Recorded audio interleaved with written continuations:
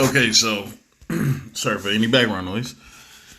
We have Tua Tagovailoa being compared to Dan Marino and Aaron Rodgers, which I think is a ridiculous comparison.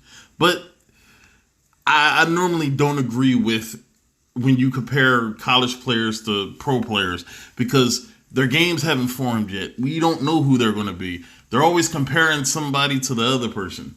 When their games, their styles of play doesn't even mirror the person that they're comparing them to once they establish themselves in the league, if they last that long. But I made a video before where I was discussing Joe Burrow, Tua, possibly, like the possibilities of them being successful and who would I take, and all this other stuff. We don't know who. How often, and this is a question I asked in that video, how often do we see top tier, highly touted college quarterbacks, first round top 10 draft picks, actually pan out in the NFL and actually be everything that you expected them to be? Matthew Stafford was highly touted coming out of Georgia.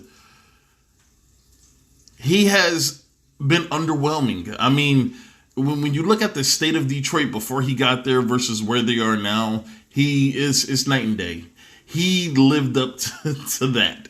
But when we're talking about a number one pick coming out of Georgia, who was supposed to have one of the most talented throwing arms that we've seen in a long time, and how his arm strength and how he could move in and out of the pocket and all this other shit, he has underwhelmed.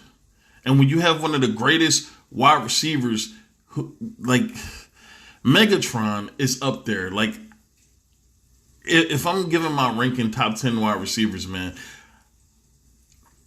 if I'm not putting him in the top 5, he is very close to the top 5, Megatron, because he was just one of the most incredible athletes with his size, his weight, his speed. I mean, this dude was supremely athletic, superior to anybody else. And I don't know, man. He was just like a Terrell Owens mixed with a Randy Moss. He had like the foot speed, and he had like the downfield. I guess the downfield playmaking ability of a Randy Moss, but he also had the toughness, the physicalness, the physique, of a Terrell Owens, man. Like, and he could catch the ball really well, and he was committed to catching the ball. Randy Moss and Terrell Owens have been known to take plays off. Megatron never took plays off. I mean, this dude was phenomenal, and he retired young. But, when you play with a player like that, you're supposed to live up to the expectations that Matthew Stafford never did. Okay, I also talked about Christian Ponder, Jake Locker. I also talked about Jamarcus Russell. I also talked about Eli. I mean, forgetting what other people were talking about, Eli did not live up to the expectation because he was being compared to his brother. He was a number one pick. People forget that Eli was a number one draft pick. So, I don't know, man. Like, can we calm down with this, man? He's calling them Dan Marino and Aaron Rodgers. It's ridiculous. Skip, I know Trent very well. I played a year with him in Baltimore, and he came in off the bench, and he led us to a Super Bowl. And even when he wasn't a starter, Skip, he was in his playbook. He was watching film, and he was always asking, Sharp, why'd you do this? And why'd you run the route like that? Well, let me tell you what I'm thinking. So I know Trent has done his homework. I know he studied and watched a lot of film on all these guys, because that's what he does. He really, you talk about another guy. You talk about Tom Brady loving to watch film. Trent really loves to watch film, although he wasn't the player that Tom Brady is. Skip. But, man, I'm not willing to go there yet, Skip. I mean, Dan Marino and Skip, you talk about in 100-year history, I believe Dan Marino and Aaron Rodgers are the two greatest throwers of the footballs that I've ever seen. Now, Dan was in my era, so I went to Pro Bowls with Dan. I played against Dan. I watched Aaron Rodgers up close at the Super Bowl that they won against the Steelers. I watched him from the sideline for the first half, and then I went up into the box the second half. And that's when I said, he's the best thrower of the football I've ever seen. Now that year, all right, Aaron Rodgers was really good, but he wasn't anywhere near being as what do you call it, revered as the years following that Super Bowl run. Which makes me think that, bro, he is one of the most disappointing superstar players in the NFL history I've ever seen at the quarterback position. I mean, this dude is... People look at this guy like he is the greatest passer of all time. We've never seen somebody as talented as Aaron Rodgers with some of the incredible things he's able to do. But the one thing Aaron Rodgers can't fucking do anymore is win in the playoffs. He had one great playoff run. One great playoff run. He has never had a great playoff run ever since. Now, I'm kind of... Like, if he could at least got to the Super Bowl a few years ago when they beat Dallas, where he had all those injured receivers, and I believe they said he was only playing with 3 active receivers, and they beat Dallas by 3 points in the divisional round, and then they went on to lose to the, I believe it was the Falcons. Yeah, it was a couple years ago, right? That year, if he would have at least got to the Super Bowl, I think that would have been one of the most impressive playoff runs by a quarterback I've seen, because I mean, this dude had injuries riddled all throughout his offense. He had no running game. The offensive line was really good, but he really didn't have that much help. And the defense, Green Bay's defense for a while has been very iffy. You don't know what kind of defense you're going to get. That could have been, but the way they lost against the Falcons, which I don't really blame him outright for it. I think as a team they need to take the blame, but I gotta say, man, that playoff run was impressive, but he wasn't able to complete it, so I don't count it. So the only impressive playoff run I've seen him have that I'm counting is the Super Bowl run, and I wouldn't even say that Aaron Rodgers was a significant, like he was the reason. Like, because they had a great defense. You're talking about Charles Woodson, who was Defensive Player of the Year. Mike McCarthy was in his prime coaching. I mean, and let's not forget, bro, like, that was the 1 year B.J. Raji even popularized the dance after he would get a sack. Like, I mean, that team was really talented. And then you're talking about Greg Jennings. You're talking about, who else? Who else was on it? They had so many receivers. I believe Donald Driver was still on that team. I got to go back and look at the receivers that they had, but they were talented, man. They were talented. That's all I got to say. They were really talented. Having watched Dan throw the football, having watched Aaron Rodgers throw the football, I said Rodgers is the greatest thrower of the football that I've ever seen. And for Trent to say that this kid right now coming out of college is better than both of those guys, Skip, I'm not willing to go there. I do believe had Tua not gotten hurt, he would be the consensus number 1 overall pick, Skip, because he can flat out spin it. His accuracy and his ability to anticipate, that's what you need in the pros. And let's real quick, let's go back to what he said before, where he said that he would take Rodgers over Marino. Marino was a fucking stud, man. A stud. You're talking about a quarterback back when the league was so physical. I mean, so physical, where they literally didn't call shit. Like, you could clothesline players out there. It was fine. Like, they're body slamming, suplexing quarterbacks. They're physical.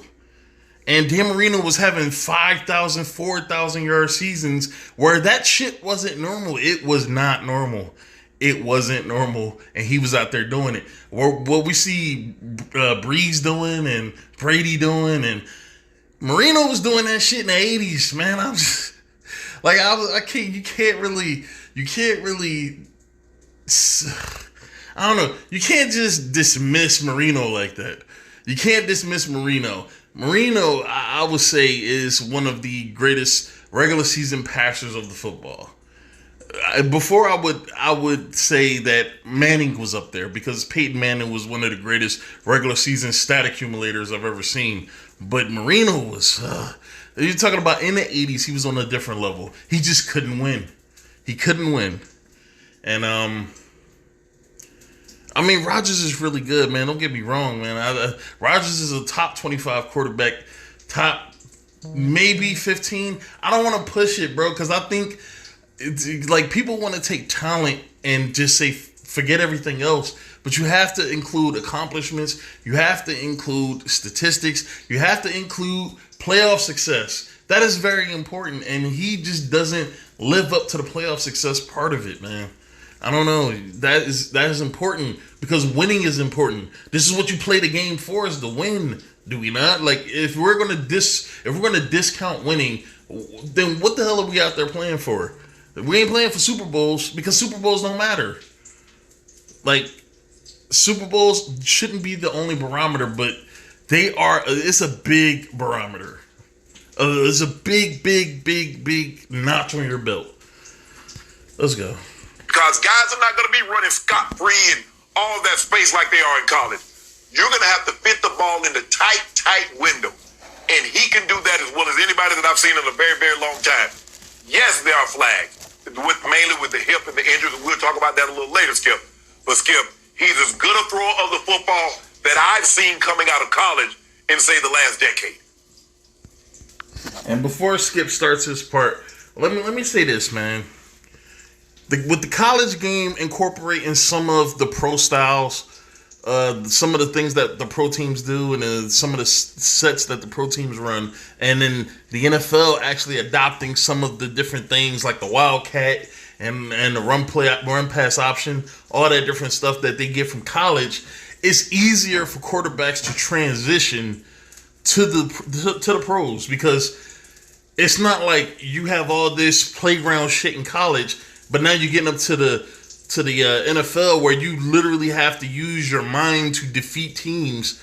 Now they're kind of like meshing the worlds together, and it's making it a lot easier for these quarterbacks to come up and actually play well. But you still have to see what it's, bro. Playing against college players is different than playing against NFL players.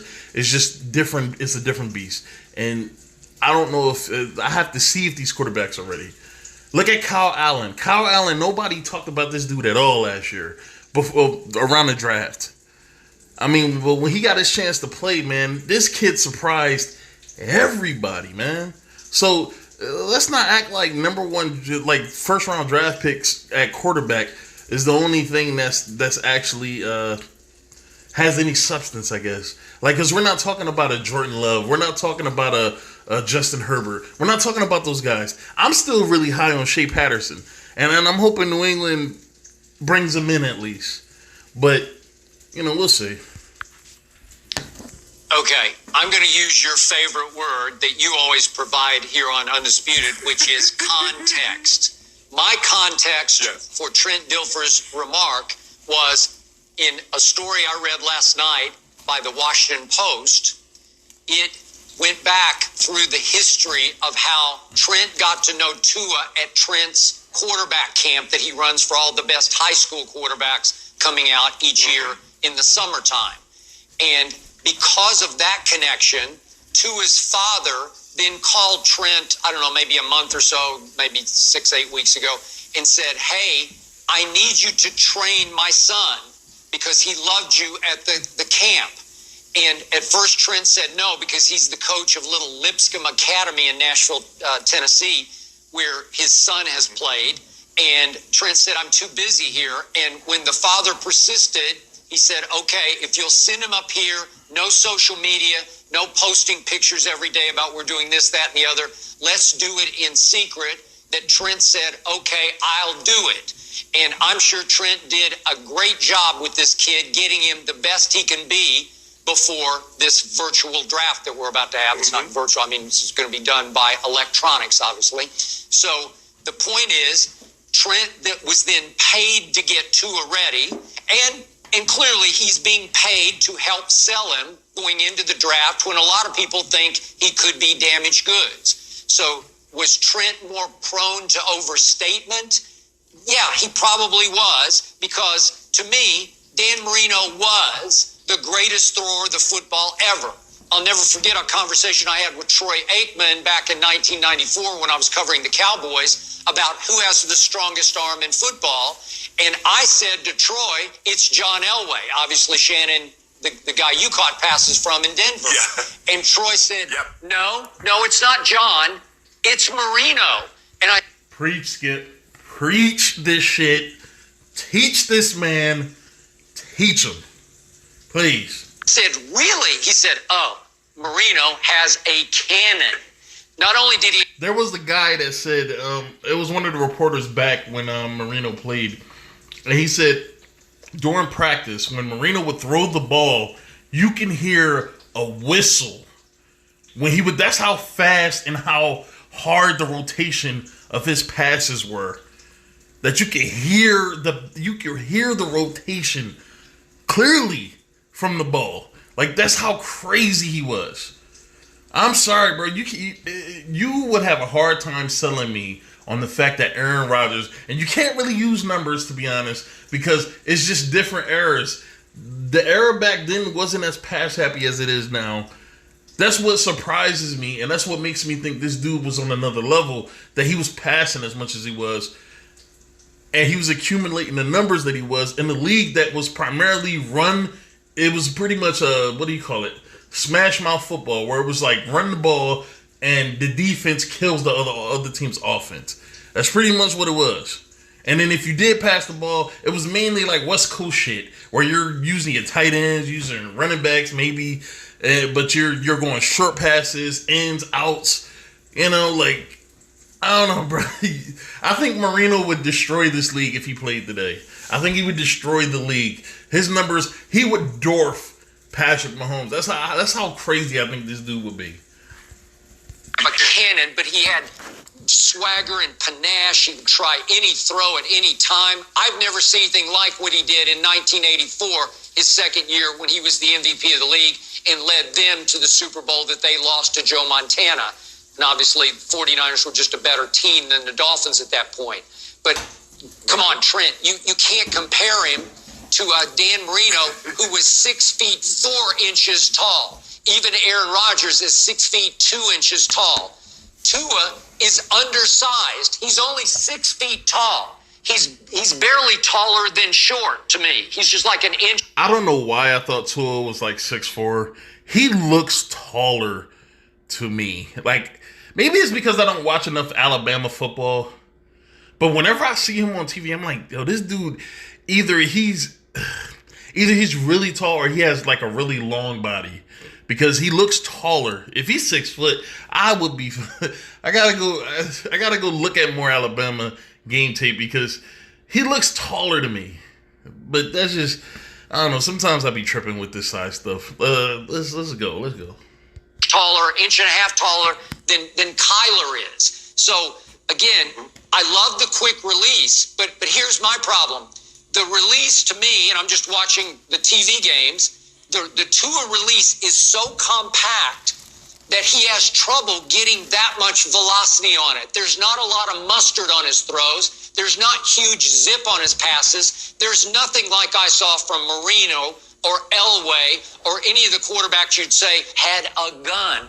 This kid is accurate. I will give you that. But he also gets a little frenetic in the pocket. He gets a little frantic. And in some of the biggest games, I thought he lost his poise. What did they call it? They call it well, when Tom Brady does it, they call it tap dancing. They be like Brady's tap dancing in the pocket. Let's see if they're gonna call it tap dancing if Tua does it. Unraveled against Georgia in that 2018 SEC championship game. He was 10 of 25 for 164. His QBR was 29 on a scale of 0 to 100. And he got yanked. And then he came back against Clemson and threw 2 more interceptions in the championship game. Remember, Jalen Hurts saved him in the SEC game. But he threw... Yeah, and that's the one thing I didn't like that Shannon and I was watching First Take that they tried to do, man. They tried to bury Jalen Hurts. Like, Jalen Hurts was a really solid player. Sure, he might have had a bad stretch, man, but it happens. But college football, it feels like every game matters. Even if it's the first game of the season, like every game matters. Not only winning the game, but playing well in the game. Because if you have a bad stretch at the start of the season where you don't play so well for the first 3 games, that seriously impacts your ability to be a Heisman candidate. Like, it's crazy. Or you might get yanked. But he did get yanked in the championship game. But I don't know. I'm not saying he shouldn't have been yanked. I'm saying I think people were a little too hard on Jalen Hurts. But, you know, I don't know. I think he redeemed himself in Oklahoma. But that's just my opinion. Tua threw 2 more interceptions against Clemson. They got routed. He had a QBR of 59, barely above average. And then I told you, I carefully watched him against LSU last year, obviously in Tuscaloosa, and he barely completed 50% of his passes. He was 21 of 40, and he missed a lot of throws. He made a lot of throws too. Keep also reminding you. Sorry about that. What I'm gonna start doing is watching the video all the way through first, and then starting over. Tua had, I think, the greatest collection of wide receiver speed and route running I've ever seen on one college football team. I'm not saying they're the biggest, strongest bunch of stud receivers, because there have been some Clemson groups of receivers, as we've seen, that were just all world. And I think people don't take that into consideration enough. When these quarterbacks, they play so well, like when Joe Burrow played the way he played, people forget LSU, college football team, is one of the biggest programs in the nation. Alabama is the biggest program. These are football factories, pro football factories. I mean, there are so many players rotating in and out from LSU, Alabama, Ohio State, like Oklahoma. Like, there are so many people going to college, playing on those teams, and then looking so great that they get drafted. And then these players fell because everybody overestimated their ability, to play the game. And that's because when they were in college and they were playing well, you're talking to, like, people make jokes about it, but I think that's one of the truest statements, where they said that when you line up the Alabama defense, these are pro players playing at college level. Like, that's what you have, man. You have guys that are just up here and everybody else is just down here. And you can't really dismiss that when we're talking about these quarterbacks who are playing with some of these, like, some of the best wide receivers in the country. When they come into college football, they're like 5-star recruits, 4-star recruits, 3-star recruits. And, you know, they're playing with so much talent. I mean, Alabama, for 9-10 years? I mean, the running backs that they had coming out of that school, man. I mean, every running back they had was like a Heisman candidate. Like, come on, bro. You can't, like, you got to take that into consideration. I don't think people do, though. I don't think people take that into consideration, but it's fine. When these quarterbacks fail because everybody overestimated their ability to play the game, now we're looking at them like they're bust instead of judging them from, a more balanced platform. A more balanced platform, and judge them properly versus, oh my God, he was so crazy, he's so great. It's like the Juju Smith, and I'm going to say this and I'm going to be done, but it's like the Juju Smith-Schuster thing. When Juju was playing with Antonio Brown, everybody was like, Juju can do this. Juju is the number one receiver. Juju is the guy. He's the next guy up. I'm sitting here like, I don't think so. I mean, we're talking about a kid who wasn't even a big-time college player. He was a good college player, but he wasn't a big-time college player.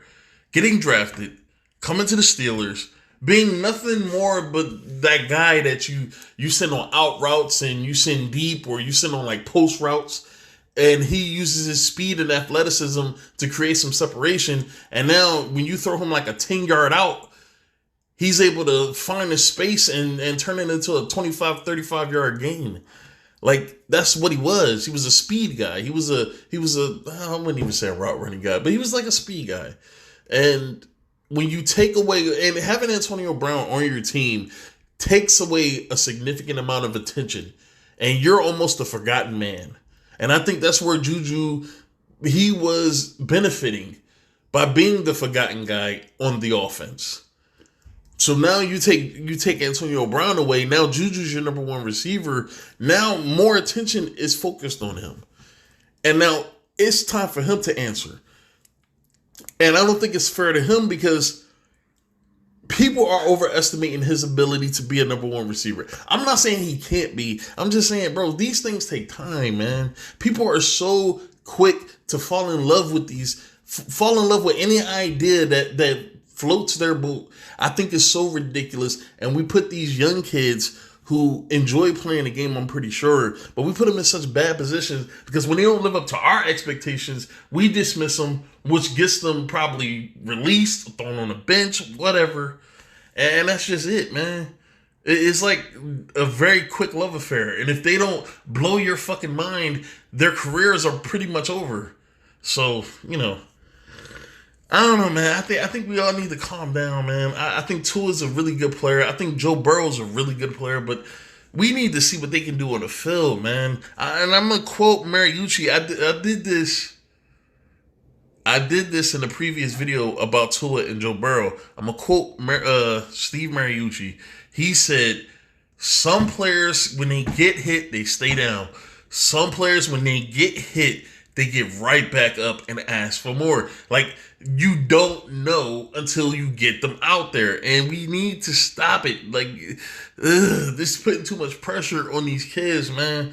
And they're failing. Before, we used to live in a world where we would watch football and rookie quarterbacks getting drafted would either sit on the bench for a year or sit on the bench for a few years. Aaron Rodgers didn't play for like the first, 3 years of his NFL career. He was on the bench. And I would think, even though him and Favre probably didn't like each other, I would think sitting back and watching Favre do his thing taught Aaron some things. Because he had nothing else better to do but to watch a quarterback who I believe is better than Aaron. It's like, I think Brett Favre is so wrongly done.